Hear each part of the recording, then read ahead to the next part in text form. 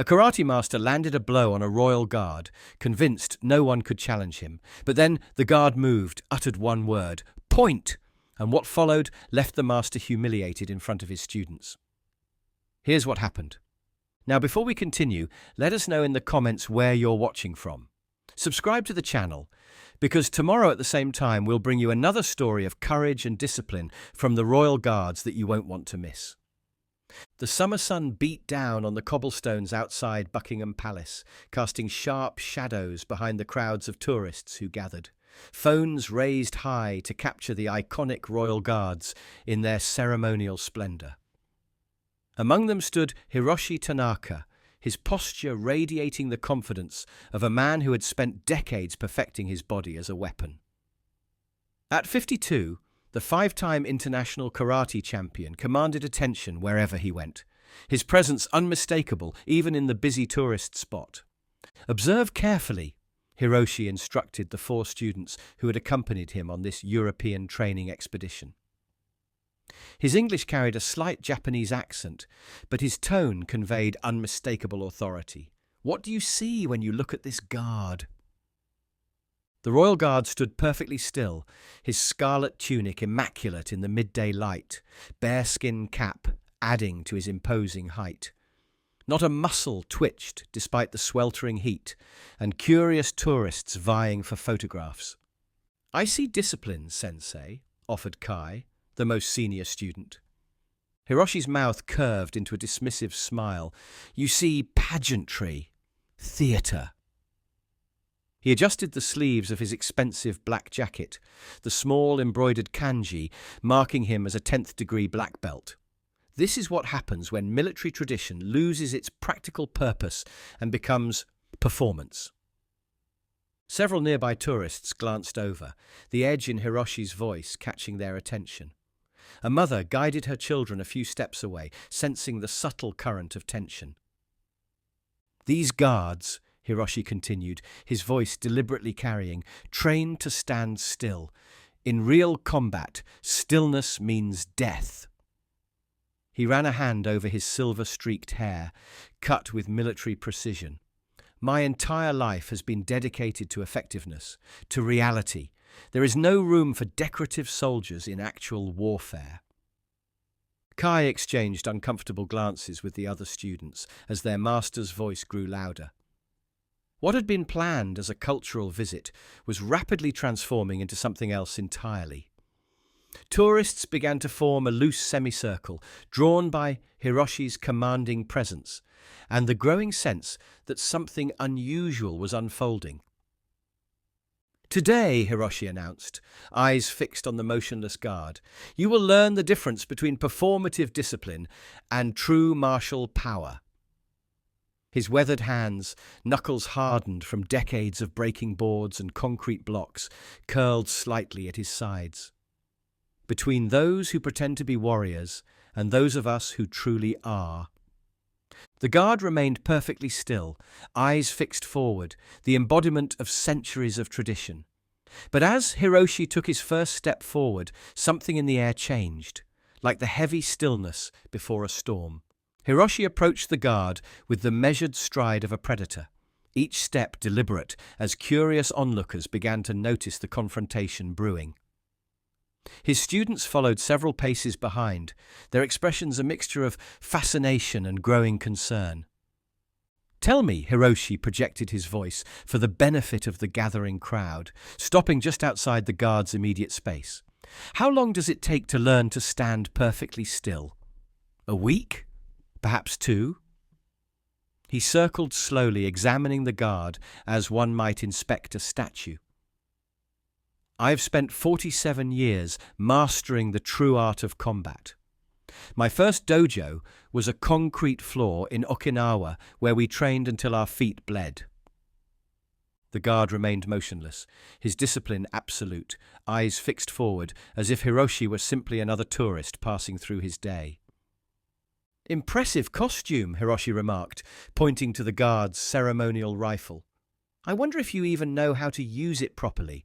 In my dojo, we train with real weapons that require real skill." A young woman in the crowd whispered to her companion, "Should someone stop him?"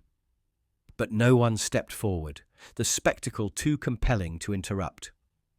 "Allow me to demonstrate what real training looks like," Hiroshi announced, stepping back several paces. He removed his jacket, handing it to Kai, revealing a physique remarkable for a man in his 50s, lean, corded muscle earned through decades of rigorous training. With a sharp ki shout that made several tourists jump, Hiroshi launched into a complex kata. His movements were lightning fast, each strike and block executed with precision born from countless repetitions. His age seemed to vanish as he moved, transformed into a living embodiment of martial power. He finished with a flying kick that would have been impressive from a man half his age, landing precisely where he had begun. The crowd applauded spontaneously, impressed despite the growing discomfort with his behavior toward the guard. Hiroshi acknowledged them with a slight bow, his breathing barely elevated. "That," he said, turning back toward the guard, "is the difference between us. You stand. I move, you endure, I act." He stepped closer, his voice dropping lower. "You play at being a warrior in that costume, while men like me define what combat truly means." Kai stepped forward tentatively. "Sensei, perhaps we should continue our tour. There are other landmarks." "Be quiet," Hiroshi snapped without looking back. "This is your education today. The difference between appearance and reality." More tourists had gathered now, many recording with their phones. Children were being ushered away by concerned parents, the atmosphere growing increasingly tense as Hiroshi invaded more of the guard's personal space. "In Japan," Hiroshi continued, his voice carrying across the courtyard, "we have a saying, 'The blade that does not move gathers rust.' I wonder how rusty your skills have become, standing here day after day, a living statue for tourists to photograph." The guard's eyes remained forward, his training evident in every line of his rigid posture. But something about his stillness had changed. Not a movement, but a quality of presence that suggested coiled readiness beneath the ceremonial exterior. "Do they even teach you how to fight anymore?" Hiroshi pressed, his voice taking on a harder edge as the guard's continued silence fueled his irritation. "Or is it all about polishing buttons and marching in straight lines these days?" The crowd had grown larger, forming a loose circle around the unfolding confrontation. Some appeared uncomfortable, others captivated by the tension. But all recognized they were witnessing something both inappropriate and compelling. A palace security officer was visible at the periphery, speaking into his radio while keeping a careful eye on the situation. "Sensei," Kai tried again, his discomfort evident. "We're here as guests in this country. Perhaps we should show respect for their traditions." "Respect is earned," Hiroshi cut him off sharply. "In 40 years of competition, I have never respected an opponent who hasn't proven themselves." He gestured dismissively at the guard. "This is not a warrior. This is a mannequin in a costume, representing a military that once conquered half the world, but now stands around for tourist photographs." He turned toward his students, using the guard as a prop for his impromptu lecture. "This is what happens when tradition loses its purpose. Empty movements, hollow symbols." His voice grew louder, deliberately provocative. "In my dojo, we maintain traditions that have practical applications. Every stance, every strike has survived because it works in combat." The youngest student, Emiko, stared at the ground, clearly mortified. The others maintained their composure, but their discomfort was palpable. None dared contradict their master openly. His status in the martial arts world too revered, his temper too well known. "I can see from his posture," Hiroshi continued, turning back to the guard, "that he has no concept of proper balance." He mimicked the guard's stance with exaggerated stiffness. In a real confrontation, he would fall within seconds. A mother hurried her young children away from the scene, murmuring something about inappropriate behavior. This only seemed to fuel Hiroshi's determination to provoke a response. Perhaps they recruited you for your height, not your fighting ability, he taunted, standing directly before the guard now. How tall are you? 6'3", 6'4"? In karate, we learn that the taller the tree, the harder it falls. He circled the guard again, his movements carrying the fluid grace of a lifetime spent mastering his body. The contrast between his constant motion and the guard's perfect stillness created a strange tension in the courtyard air. "You know," Hiroshi said, his voice carrying clearly across the now hushed crowd, "I've trained police forces around the world. I've developed hand-to-hand combat programs for elite military units." His pride was evident, his accomplishments not exaggerated. "And I can tell just by looking at you that whatever combat training you've received is rudimentary at best." He stopped directly in front of the guard, their faces merely 2 feet apart. "In a real confrontation between us, you wouldn't last 30 seconds. Your ceremonial training is nothing compared to decades of true martial arts mastery. I have broken boards, bricks, and men with these hands." He held up his weathered, calloused fists. "What have you done besides stand still and look pretty?" The guard's eyes remained fixed forward, looking through Hiroshi as if he were invisible. But there was something in their depths now. Not anger, but a focused awareness that would have warned a more perceptive man that he was treading on dangerous ground. "Perhaps a demonstration would be educational," Hiroshi announced, taking a step back and assuming a classic karate stance. The movement sent a ripple of concern through the watching crowd. "Don't worry," he called out to the increasingly nervous onlookers. "This is merely instructional. I have perfect control." "Sensei, please," Kai moved forward, genuine alarm in his voice. "This is going too far. We can't—" "Silence!" Hiroshi barked, his tone leaving no room for argument. "When did my students become so soft? This is about principles, about truth in martial arts versus military pageantry." His eyes narrowed as he focused on the guard. "I won't hurt him. I'll simply demonstrate the difference between his training and mine." The other students exchanged panicked glances. Emiko stepped forward, her voice barely audible. "Sensei, I believe it's illegal to touch the guards." Hiroshi ignored her, addressing the crowd instead. "Ladies and gentlemen, you're about to witness the difference between appearance and reality." He began moving through a series of strikes and blocks in the air, each one stopping precisely inches from the guard's perfectly still form. "Notice how I maintain perfect control, every movement calculated, precise." The security officer was speaking more urgently into his radio now, but seemed hesitant to intervene directly against the internationally renowned martial artist whose physical prowess was on full display. "See how he doesn't react?" Hiroshi continued, his mock strikes coming closer to the guard's face. "They're trained to ignore, not to respond. In real combat, this would be fatal." Kai made one last attempt, his voice tight with stress. "Master Tanaka, please stop. This isn't representing our art honorably." Something in Kai's words seemed to trigger a deeper irritation in Hiroshi. His movements became sharper, less controlled, his breathing more pronounced. "Honor? What honor is there in standing still while being attacked? That's not discipline, it's foolishness." The guard remained motionless, but those closest might have noticed a slight change in his breathing, a barely perceptible tension in his jaw. Years of military training kept him rooted to his post, following the ancient protocols that governed his service. But beneath the ceremonial exterior was a man, a soldier, acutely aware of the escalating threat. "Let me demonstrate a basic principle," Hiroshi declared, setting his feet in a perfect front stance. "In karate, we learn that the best defense is to strike first, to control the engagement." His focus narrowed, years of competition sharpening his concentration.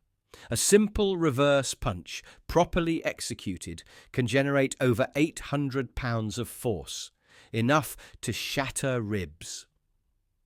What happened next seemed to unfold in slow motion for the horrified onlookers.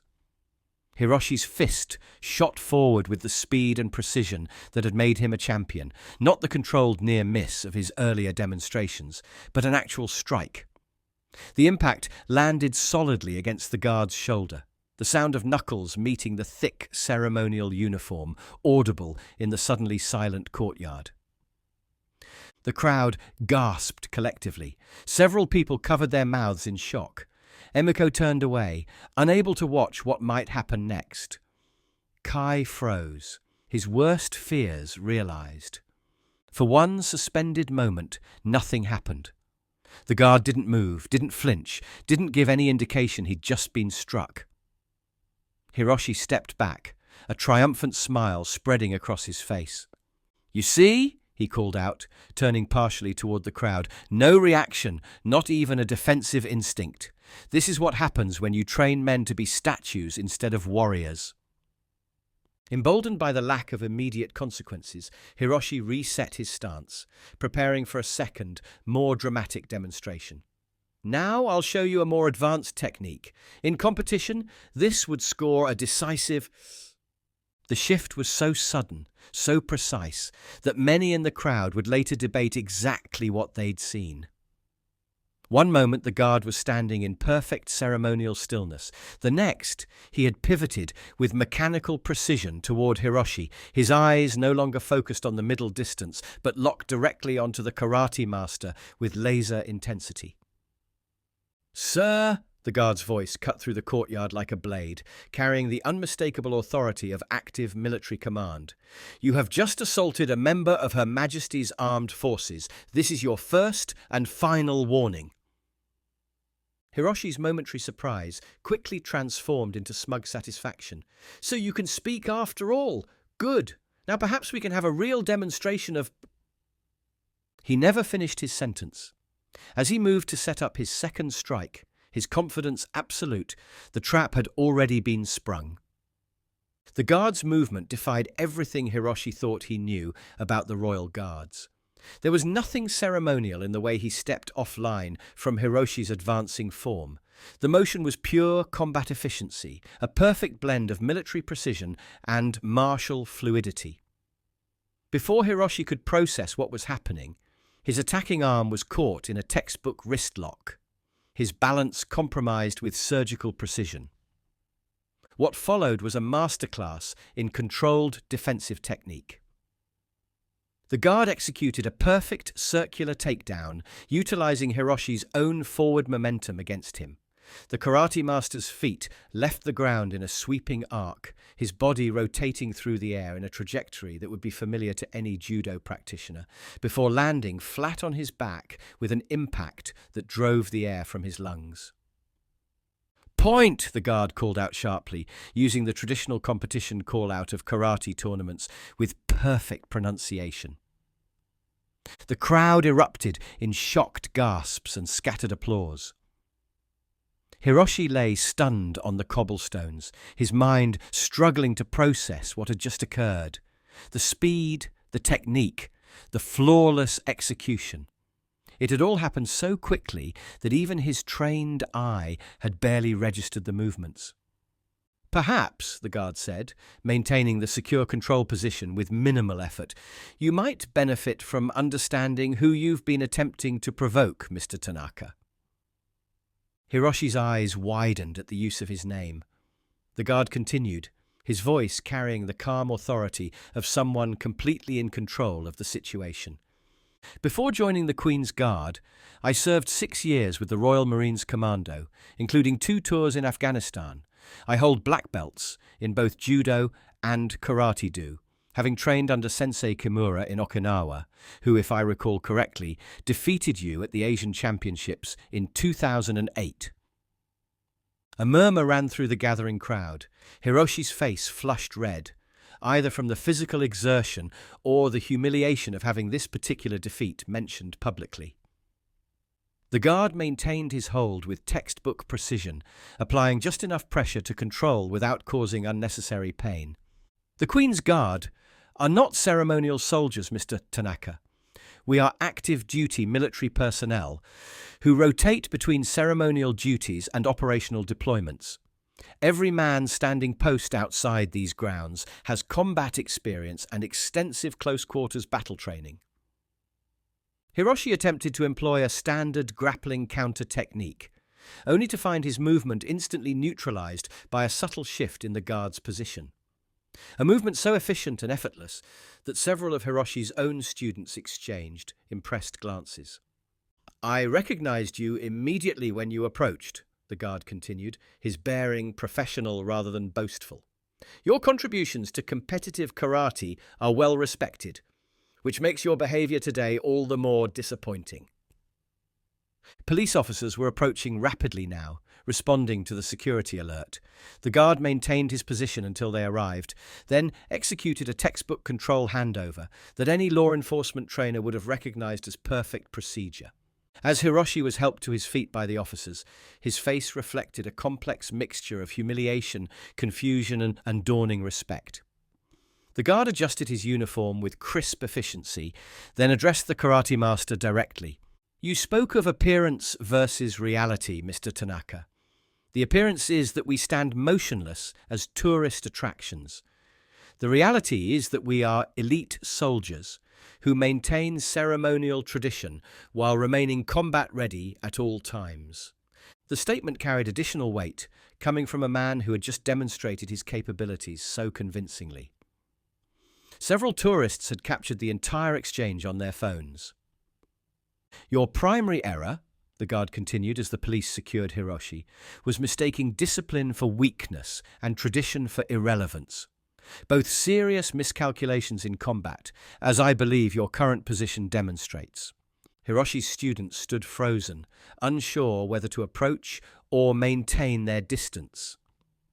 The crowd had grown larger now, word spreading quickly through the palace grounds about the karate master who had challenged a royal guard and discovered the reality behind the ceremonial facade. As the police prepared to lead Hiroshi away, the guard turned his attention to the students, who straightened instinctively under his authoritative gaze. The transformation in his bearing was remarkable. From ceremonial guardian to combat instructor in an instant, his presence commanding total attention. "You are students of Karate-do," the guard addressed Hiroshi's pupils directly, his voice carrying the clear authority of someone who understood both military discipline and martial philosophy. "Do you understand what that truly means?" The students exchanged uncertain glances before Kai stepped forward, bowing respectfully. "It means the way of the empty hand, sir." "Indeed," the guard nodded, "not the way of assault or the way of public disturbance." His eyes moved over each student, assessing them with the practiced gaze of someone who had trained others. The do in Karate-do refers to a path or way of life, a philosophy that extends far beyond combat techniques. Behind them, Hiroshi was being formally cautioned by the police officers, the reality of his situation finally registering on his face. "I hold the rank of Sandan, third-degree black belt," the guard continued, "earned through years of dedicated study, not just of techniques, but of the principles that give those techniques meaning." His posture remained perfect, his bearing a seamless blend of martial artist and soldier. The first principle every karateka learns is respect. Emiko, the youngest student, stepped forward hesitantly. "Sir, may I ask which style you practice?" "Shotokan primarily, though my military training incorporated elements of multiple disciplines," he answered. "When you serve in special operations, you quickly learn that adhering to a single style creates limitations. True combat effectiveness requires adaptation." The police were now leading Hiroshi toward the exit, where a patrol car waited. The karate master looked back once, his expression unreadable, before being escorted away. "Your sensei is technically brilliant," the guard acknowledged, surprising the students. "His tournament record speaks to his dedication and skill, but today he demonstrated a fundamental misunderstanding of what martial arts truly represent." Kai nodded slowly. "The way of karate is not the way of aggression." Precisely, the guard confirmed. In the military, we train to protect, not to prove our superiority. The paradox of true martial mastery is that the more capable you become, the less you feel compelled to demonstrate that capability. He gestured toward his post, where he had stood motionless before Hiroshi's provocations. That discipline you witnessed, the ability to stand perfectly still regardless of provocation, is not separate from combat training. It is an extension of it. The ultimate control is self-control. The students absorbed his words, their respect visible in their attentive postures. The crowd around them had grown quieter, many listening intently to the unexpected lesson unfolding. In Afghanistan, the guard continued, I served alongside men who could remain perfectly still for 18 hours while setting up an observation post. The same discipline that allows a sniper to control his breathing in combat allows me to stand watch here without movement. Different applications, same principle. He straightened his uniform with military precision. Your sensei spoke of effectiveness. There is nothing more effective in combat than the ability to remain calm under pressure, to maintain perfect control of your actions regardless of provocation. The very quality he mocked is precisely what makes military personnel effective in chaos. His gaze swept over the students again. The true measure of martial skill isn't how many boards you can break or tournaments you can win. It's whether your training makes you more or less likely to resort to violence. The paradox of the warrior path is that those most capable of violence should be least inclined to use it unnecessarily. Kai bowed deeply, followed by the other students. Thank you for this lesson, sir. It will not be forgotten. The guard acknowledged their respect with a slight nod. I hope your sensei reflects on today's experience. True masters are defined not by their technical prowess alone, but by their character, by how they represent their art to the world. With those final words, the guard turned sharply and returned to his post, with the same meticulous precision that marked every aspect of his performance, resuming his ceremonial stance as if the interruption had never occurred. The student stood in silent reflection as the guard resumed his post, his transition from combat instructor back to ceremonial sentinel, seamless and absolute.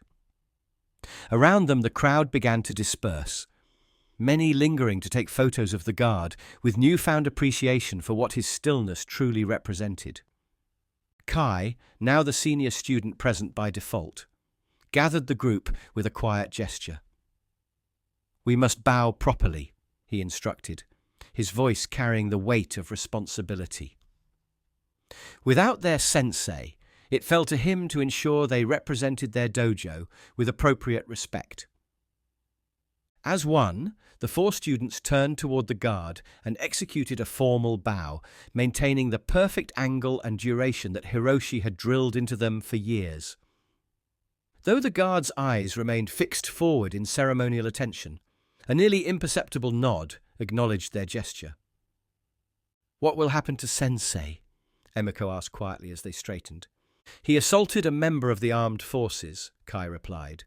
There will be consequences, as there should be. His expression was troubled, yet resolute. But perhaps this is the lesson he needed most. They collected their belongings, including Hiroshi's discarded jacket with its embroidered 10th Dan markings that now seemed ironic given the day's events. As they prepared to leave, Kai approached the area near the guard, careful to maintain a respectful distance. Sir, he addressed the guard, though not expecting a response during his ceremonial duty, we will return tomorrow with a formal letter of apology from our dojo. What occurred today violated everything Karate-Do stands for. We are deeply ashamed. He placed his business card on the ground and retreated with another bow. It was a small gesture, but the only appropriate one available to him in the moment. As the students walked away, conversations among the remaining tourists had shifted notably. Where previously many had viewed the guards as living photo opportunities, there was now a current of genuine respect in their discussions. Did you see how fast he moved? My brothers in the army always said these guys were the real deal. I had no idea they were actual combat veterans. The students paused at the gates, looking back one last time at the guard standing at his post. From this distance, he appeared exactly as he had when they'd first arrived, motionless, ceremonial, a living symbol of tradition. But they now understood the reality behind the appearance. The years of combat training, the operational experience, the martial mastery that had been so decisively demonstrated. In the dojo, Kai said quietly to his companions, Sensei always taught us that appearance can be deceiving. Today, we learned how true that is, just not in the way he intended. Behind them, the guard maintained his watch, his posture perfect, his discipline absolute. To new tourists arriving, he appeared no different than any other royal guard, a living embodiment of tradition and ceremony. But those who had witnessed the day's events saw something more. The visible tip of a hidden iceberg of capability, the ceremonial face of very real power, exercised with restraint and precision. The ancient palace walls had witnessed centuries of history, but today's lesson would linger in the minds of those present. True strength lies not in demonstrations of power, but in the wisdom to know when and how it should be used. What we witnessed today was more than just a confrontation between a martial artist and a royal guard. It was a powerful reminder about the nature of true discipline and respect that transcends any single tradition or training method. Sometimes we're quick to judge based on appearances, mistaking stillness for weakness or tradition for outdated pageantry. Yet, as today's events demonstrated, there's often profound depth behind what we see on the surface. The royal guards stand as living symbols of a discipline and dedication that goes far beyond their ceremonial duties, a truth this karate master discovered in a moment of humbling clarity.